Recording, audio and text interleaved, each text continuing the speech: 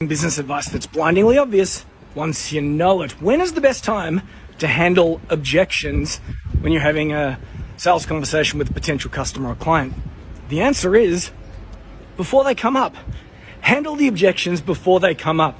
Now, there are three main types of objections in sales, and they are time, money, and trust. When somebody says they don't have the time or it's not the right time, what they're really saying is that you are not a priority. So if that's the case, you need to be introducing the cost of inaction. If the cost of inaction is very, very high, suddenly you become a priority. Cost of inaction, COI. If the question is about money, you need to be talking about the ROI, the return on investment.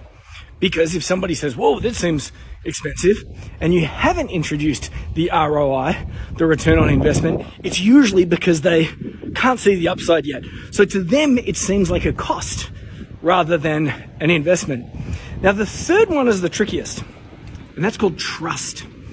And there's two sides to this piece. Firstly, they need to be able to trust you. But you know what? This is actually not a big objection. At least it's not in our world. Most people that arrive on a phone call or a Zoom call with one of my crew have usually watched some videos, they've been part of our email newsletter for a bit. Their trust in us is very high. But the other side of trust, because it's a double-sided coin, is that they just don't trust themselves. They don't trust that they're in a position to get the result that you're talking about. Maybe they think that they lack an ability.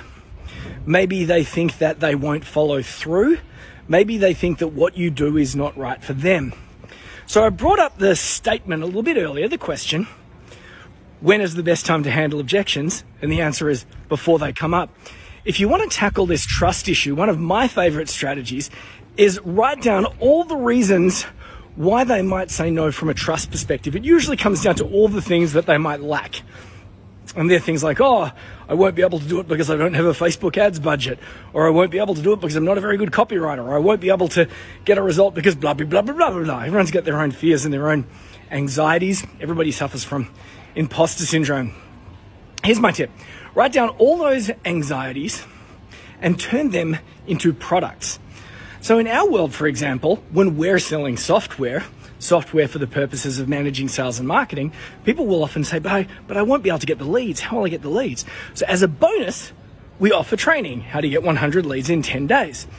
So when we're at the point of selling, we introduce the product, the price, the investment, the cost of inaction, and then we run through all these extras that the person is going to get. And these extras progressively tick off all the different reasons why they say no as a bonus. Now, if you're really into sales, you're probably thinking ahead.